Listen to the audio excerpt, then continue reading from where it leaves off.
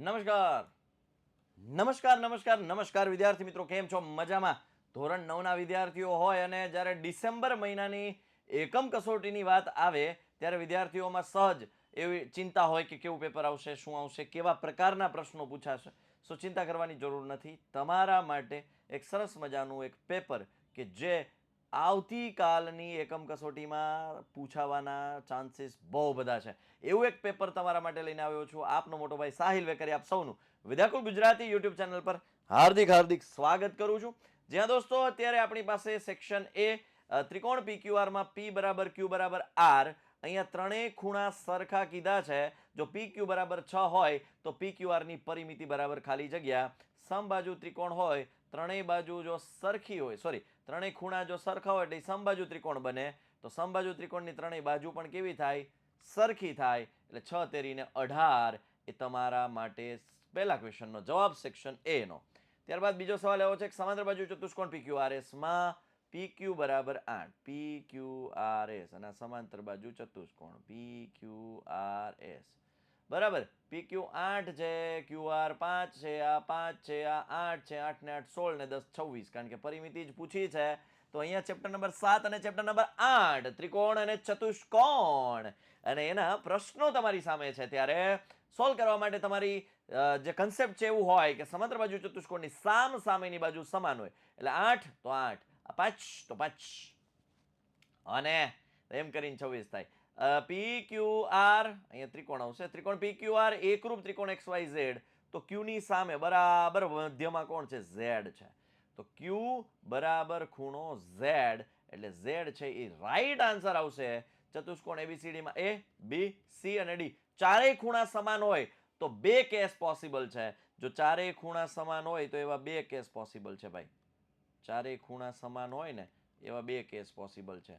કાં તો એ લંબચોરસ હોય, હેજી હાજી, અને કાં તો એ ચોરસ હોય. હવે અહીંયા લંબચોરસ ને ચોરસ, ચોરસમાંથી કોણ આપ્યું છે? લંબચોરસ ઓપ્શનમાં છે.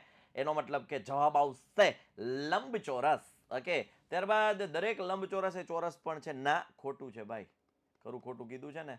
ખોટું આવશે. દરેક લંબચોરસ એ ચોરસ નથી, પણ જો તમને એમ પૂછે કે દરેક લંબચોરસ એ ચોરસ છે તો ખરું. સોરી, હું શું બોલ્યો? દરેક ચોરસ એ લંબચોરસ છે તો ખરું. યસ, હા, બરોબર. પણ દરેક લંબચોરસ એ ચોરસ પણ છે તો ખોટું. બરાબર, કારણ કે ચોરસમાં ચારેય બાજુ સમાન હોય. ઓકે, ચાલો એક સેકન્ડ. દરેક લંબચોરસ એ ચોરસ પણ છે ન કહેવાય, ન કહેવાય ભાઈ. ઓકે, એટલે બરાબર જ છે, ખોટું. ચાલો સેક્શન બી ત્રિકોણનો એક પ્રશ્ન છે, બે ત્રિકોણના છે.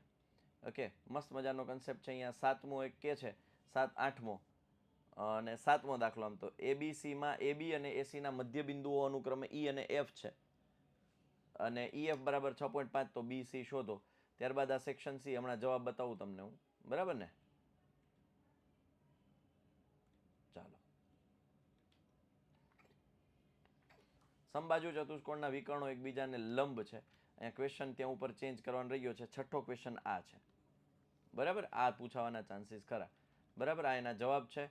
તમને સ્ક્રીનશોટ લેવો હોય તો લઈ લેજો ભાઈ, કામની વસ્તુ છે. જો ત્રિકોણ ABCમાં, ત્રિકોણ ABCમાં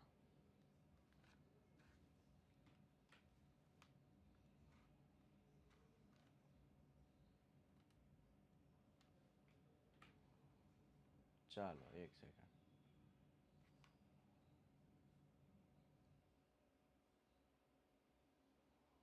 ચાલો, ટ્રાયેંગલનો તો ઓપ્શન જ નથી આ લોકો આપતા. કાંઈ વાંધો નહીં, હાથે દોર નાખીએ.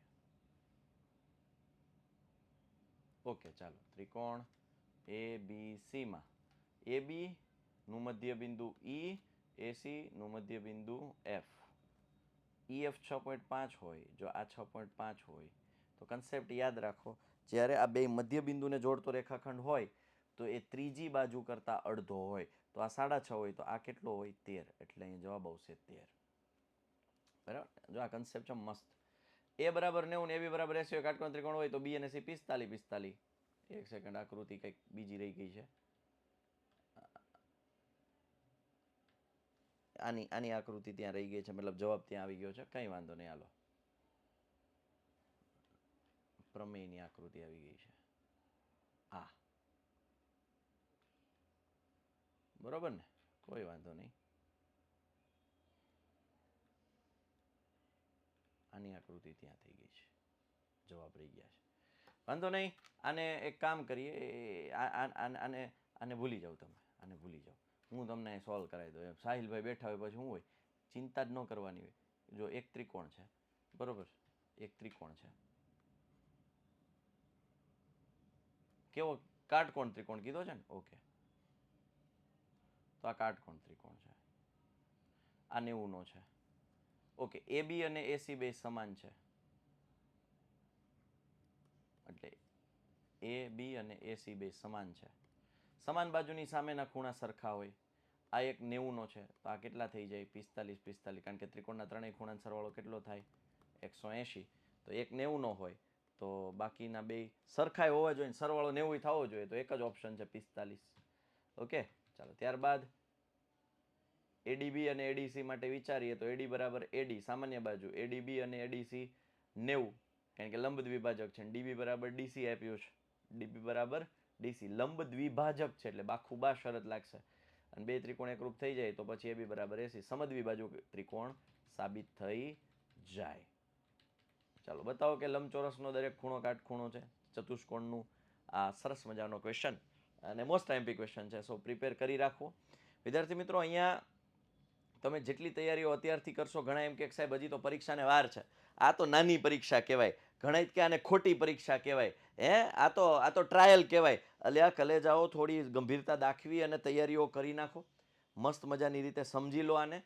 તૈયારીઓ અત્યારથી કરશો ને તો તમને વાંધો નહીં આવે આગળ જતાં, નહીંતર તકલીફ બહુ બધી થશે. અત્યારથી જ પ્રેક્ટિસ સ્ટ્રોંગ રાખો, અત્યારથી જ મહેનતની ટેવ પાડો, અત્યારથી જ તૈયારીઓની ટેવ પાડો. આગળ જતાં 10મા ધોરણમાં તમને તકલીફ નહીં થાય. 9મામાં છો તો એને લાઇટલી નહીં લેવાનું, એને ગંભીરતાથી જ તૈયારીઓ ચાલુ કરી દો. ઓકે. ત્યારબાદ ત્રિકોણની બે સમાન ખૂણાઓની સામેની બાજુ સમાન હોય એવું આપણે સાબિત કરવું છે, તો આપણો પ્રમેય 7.3 છે. કોઈ ત્રિકોણના બે સમાન ખૂણાની સામેની બાજુ સમાન હોય, ખૂણા એનો દ્વિભાજક દોરી નાખીએ, બરોબર. ચાલો, ખૂ-ખૂ-બા શરત, ખૂ-ખૂ-બા શરત પરથી આપણે બે ત્રિકોણને એકરૂપ કહી દેવાનું, બાકીનું કામ આપોઆપ થઈ જાય CPCT મુજબ.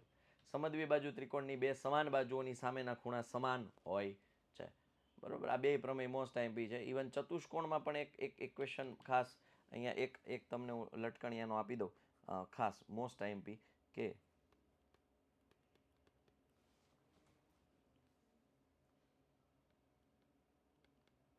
સમાંતર બાજુ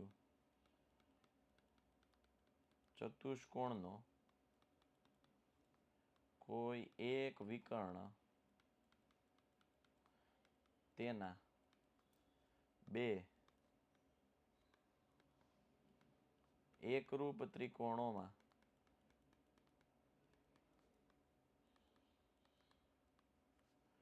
વિભાજન કરે છે. આ કોણ છે? તો કે પ્રમેય 8.1, મોસ્ટ આઈએમપી પ્રમેય. અને કરી નાખજો, કલે જાઓ.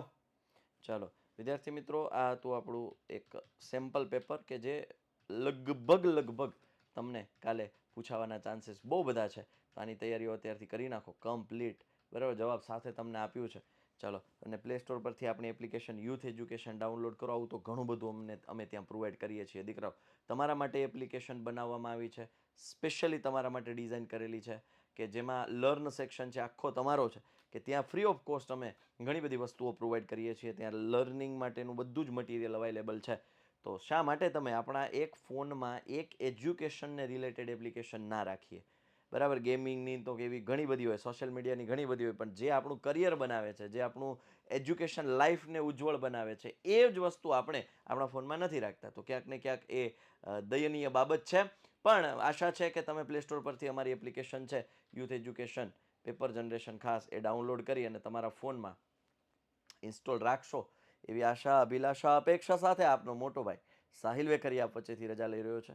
બાકી આઈએમપી ક્વેશ્ચન્સ ને એવું ઘણું બધું અમે તમને પ્રોવાઈડ કર્યું છે. તમારા માટે ઘણી બધી મહેનત અમે કરી રહ્યા છીએ, કરતા રહીશું. બસ આપનો સાથ સહકાર મળતો રહે, ચેનલને સબસ્ક્રાઈબ કરતા રહો અને આ વિડીયોને વધુમાં વધુ લોકો સુધી મોકલો, શેર કરો એવી આશા સાથે. બાય, ટેક કેર, જય હિન્દ, જય ભારત, ભારત માતા કી જય, વંદે માતરમ, જય જય ગરવી ગુજરાત, જય ગણિત.